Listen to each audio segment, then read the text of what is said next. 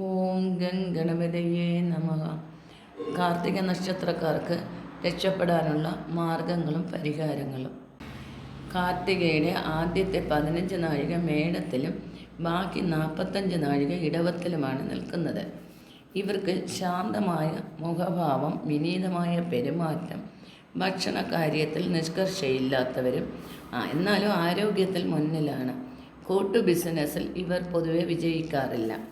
അസാമാന്യ ബുദ്ധിശക്തിയും ഒന്നിലും ഉറച്ചു നിൽക്കുന്ന പ്രകൃതക്കാരുമല്ല. അസാമാന്യ കഴിവും സാമർഥ്യവും അഭിമാനബോധവും ജീവിതത്തിൽ പല പരിവർത്തനങ്ങളും ഉണ്ടാക്കുന്നു. മറ്റുള്ളവർക്ക് നല്ലത് ഉപദേശിക്കുന്നവർ സ്വന്തം ജീവിതത്തിൽ അപ്പോൾ തോന്നുന്ന മനോഭാവം അനുസരിച്ച് പെരുമാറുന്നവരുമായിരിക്കും. ദോഷം ഉണ്ടാകുന്ന കൂട്ടുകെട്ടെന്നറിഞ്ഞാൽ ഇവർ എത്ര പ്രയോജനം ഉണ്ടായിരുന്നാലും അത് ഉപേക്ഷിക്കുകയാണ് ചെയ്യുന്നത്. പിന്നെ ഇവരുടെ ഇഷ്ടത്തെയും സ്വാതന്ത്ര്യത്തെയും ബാധിക്കുന്ന കൂട്ടുകെട്ടിൽ നിന്നും ഒഴിഞ്ഞു നിൽക്കാറുമുണ്ട്.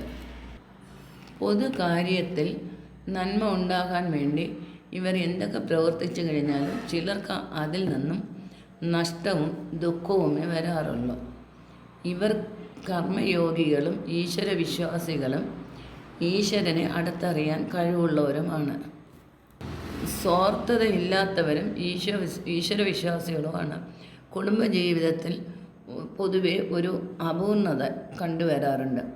ഭാര്യമാരുടെ ആരോഗ്യക്കുറവ് കൊണ്ടോ അവരുടെ കൂടെയുള്ള വിരഹം കൊണ്ടോ ദാമ്പത്യ ജീവിതം പരിപൂർണമാകാറില്ല. ഇവരുടെ ഭാര്യമാർ വിശാല മനസ്കരും സ്നേഹമുള്ളവരുമാണ്. സുഖം ആഗ്രഹിക്കുന്ന ഇവർ സുഖ അഭിലാഷികളാണെങ്കിലും അനേക വിധത്തിലുള്ള വിഷമതകൾ ഒന്നിനു പുറകെ മറ്റൊന്നായി വന്നുകൊണ്ടേയിരിക്കുന്നു. പൊതുവെ ഇവർ എന്തെങ്കിലുമൊക്കെ വിഷമങ്ങൾ അലട്ടിക്കൊണ്ടേയിരിക്കുന്നു.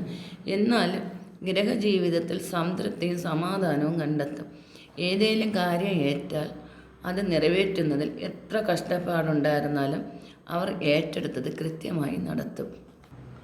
കാർത്തിക കീർത്തി നേടും എന്ന് പൊതുവെ പറയാറുണ്ട്.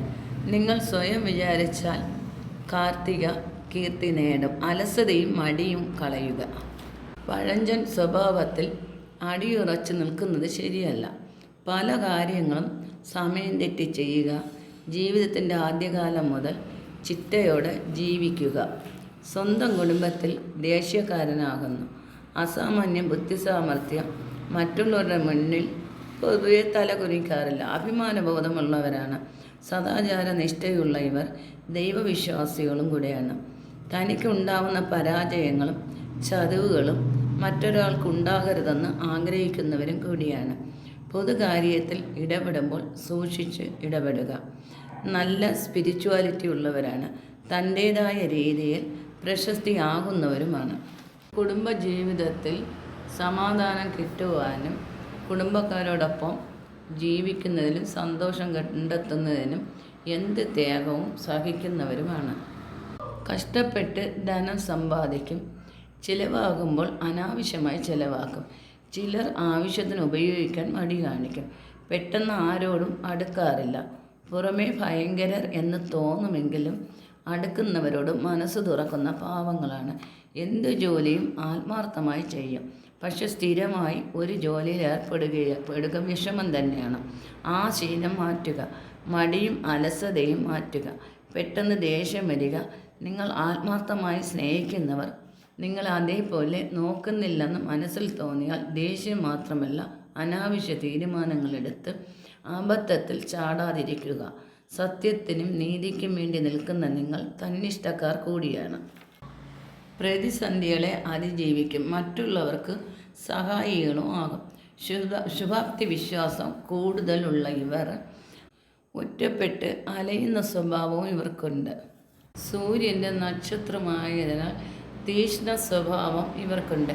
രാജകീയ നക്ഷത്രമായവർ ചതിയോ വഞ്ചനയോ ഉണ്ടാകുന്നതല്ല. ആത്മാർത്ഥത കൂടുന്നത് കൊണ്ടുവരുന്ന ദോഷങ്ങൾ ഇവർ സൂക്ഷിക്കുക.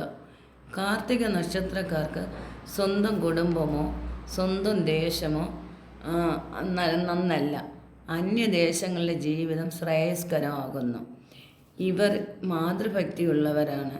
പിതാവിനെക്കുറിച്ച് ഇവർക്ക് പലതും അഭിമാനിക്കാനുണ്ടാകും. പിതാവ് വഴിയുള്ള ഭാഗ്യം കുറവായിരിക്കും.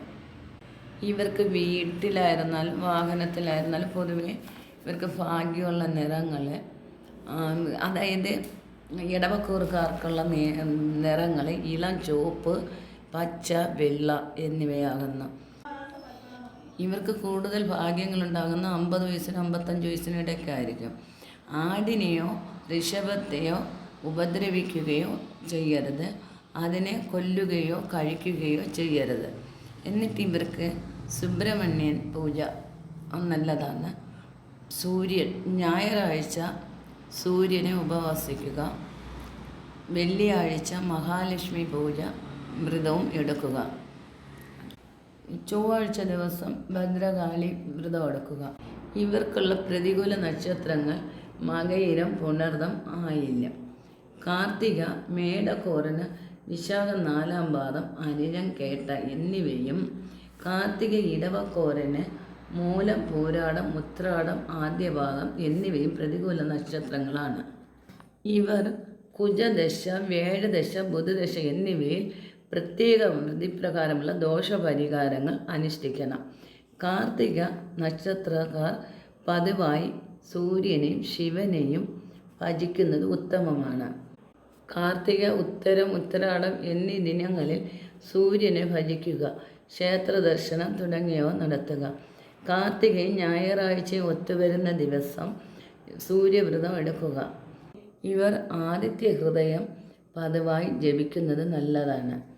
ഇവർ ദിവസവും രാവിലെ അല്പനേരം സൂര്യൻ്റെ പ്രാർത്ഥനയോടെ വെയിലേൽക്കുന്നത് നല്ലതാണ്.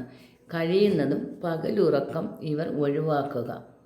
മേടക്കൂറുകാർ ചൊവ്വാഴ്ച വ്രതങ്ങളും ഇടവക്കൂറുകാർ ശുക്രൻ്റെ, മഹാലക്ഷ്മിയുടെ വ്രതങ്ങൾ എടുക്കുന്നത് നല്ലതാണ്. കാർത്തിക നക്ഷത്രത്തിൻ്റെ ദേവത അഗ്നിയാണ്.